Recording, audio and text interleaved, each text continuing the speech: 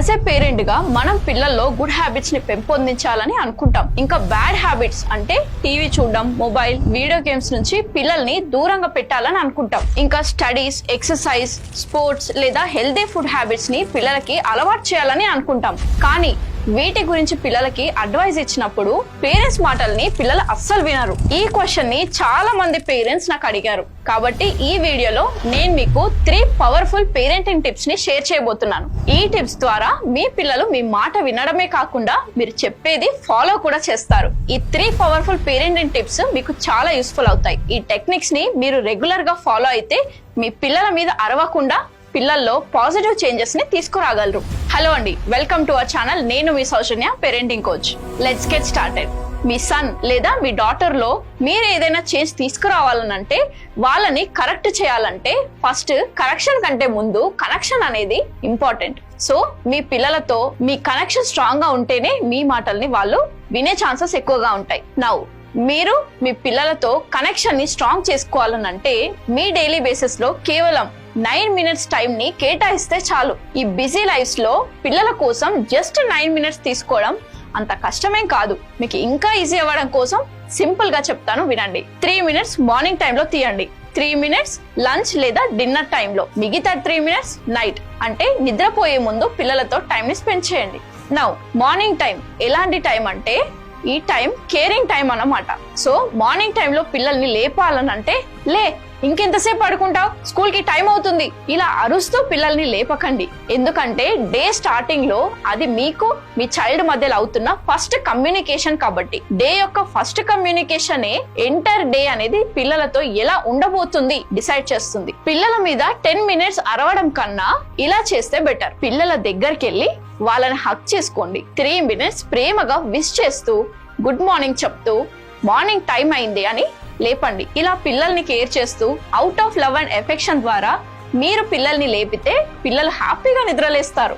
ఒకవేళ పిల్లల డే హ్యాపీగా స్టార్ట్ అయితే వాళ్ళు మీ మాట వినే ఛాన్సెస్ ఎక్కువగా ఉంటాయి. మార్నింగ్ టైం అనేది కేరింగ్ టైం అని గుర్తుపెట్టుకోండి. అనవసరంగా మీ ఫ్రస్ట్రేషన్ ని పిల్లల పైన చూపించకండి. నంబర్ 2, అది బ్రేక్ఫాస్ట్ టైం అయినా, లంచ్ టైం అయినా లేదా డిన్నర్ టైం అయినా సరే, ఏదో ఒక మీల్ టైం ని తీసుకోండి. ఆ టైం అనేది షేరింగ్ టైం అవ్వాలి. డిన్నర్ టైం నే సెలెక్ట్ చేసుకుందాం, ఎందుకంటే హౌస్ వైఫ్ కి, వర్కింగ్ ఉమెన్స్ కి కన్వీనియంట్ గా ఉంటుంది కాబట్టి.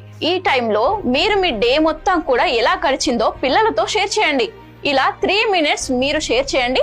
మీ పిల్లలు కూడా మీతో వాళ్ళ స్కూల్ టైం, ట్యూషన్, హోంవర్క్ గురించి, ఎగ్జామ్స్ గురించి షేర్ చేస్తారు. కాబట్టి పిల్లల మాటల్ని కేర్ఫుల్ గా వినండి. మన పర్పస్ ఏంటంటే పిల్లలు ఓపెన్ గా వాళ్ళ మాటల్ని షేర్ చేయడమే. మీకు కన్వీనియంట్ గా ఉన్న మీల్ టైం ని సెలెక్ట్ చేసుకోండి. మార్నింగ్ టైం లో కేర్ చేసాం, మీల్ టైం లో షేరింగ్, ఇక మిగిలింది బిఫోర్ స్లీప్. థర్డ్ టైం వచ్చేసి డేరింగ్ టైం. డేరింగ్ టైం అంటే మీ పిల్లలు వాళ్ళ ఫ్యూచర్ గురించి పాజిటివ్ డ్రీమ్స్ తో పడుకోవాలి అని, వాళ్ళ పొటెన్షియల్ ద్వారా పిల్లల హైయర్ గోల్స్ ని అచీవ్ చేయగలరు. అలాంటి డేరింగ్ తో పిల్లలు నిద్రపోవాలి. ఇది ఎప్పటికీ గుర్తుపెట్టుకోండి. పిల్లల negative thoughts, negative mind sets తో పడుకోవద్దు. ఎందుకంటే నెక్స్ట్ డే పిల్లల్లో పాజిటివ్ మైండ్ సెట్ స్టార్ట్ అవ్వదు. కాబట్టి పిల్లలకి డైలీ అడ్వైసెస్ ఇచ్చే బదులు పిల్లల్లో daring and positive future develop చేయడానికి మీరేం చేయొచ్చు అంటే, పిల్లలకి రామాయణం, మహాభారతం, పంచతంత్ర స్టోరీస్ లేదా తెనాలి రామకృష్ణ, అక్బర్ అండ్ బీర్బల్ స్టోరీస్ పిల్లలతో షేర్ చేయండి. పిల్లలకి ఐటీ ఫీల్డ్ ఇష్టం అయితే mark Zuckerberg, bill gates, IT field లో ఎక్సెల్ అయిన వారి సక్సెస్ స్టోరీస్ ని పిల్లలతో షేర్ చేయండి. పిల్లలకి స్పోర్ట్స్ సిస్టమ్ అయితే వాళ్ళ స్టోరీస్ ని షేర్ చేయండి. ఇలా పిల్లల ఏజ్ కి తగ్గట్టు ఆ స్టోరీస్ ని చూస్ చేసి వాళ్ళతో షేర్ చేయండి. పిల్లలకి మీరు స్టోరీస్ షేర్ చేస్తే ఏమవుతుందంటే, ఒకసారి ఒక జర్నలిస్ట్ ఐన్స్టైన్ ని ఏం అడిగాడంటే, పిల్లల్ని జీనియస్ చేయాలంటే ఏం చేయాలండి అని. జీనియస్ సైంటిస్ట్ అయిన ఐన్స్టైన్ ఏం ఆన్సర్ ఇచ్చారంటే,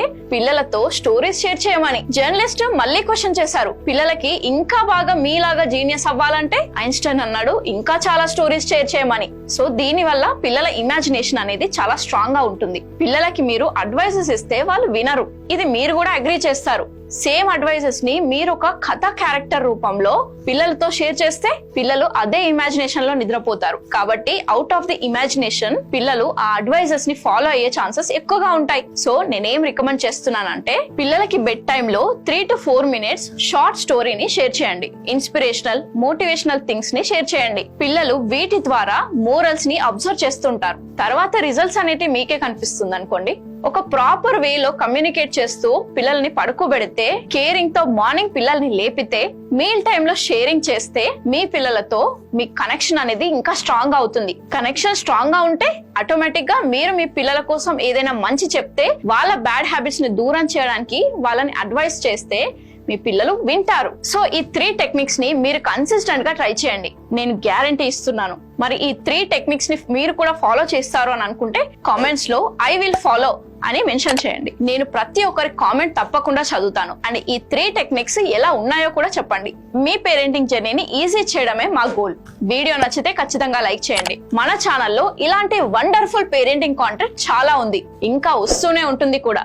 కాబట్టి ఛానల్ ని ఖచ్చితంగా సబ్స్క్రైబ్ చేసుకోండి. Thank you for watching.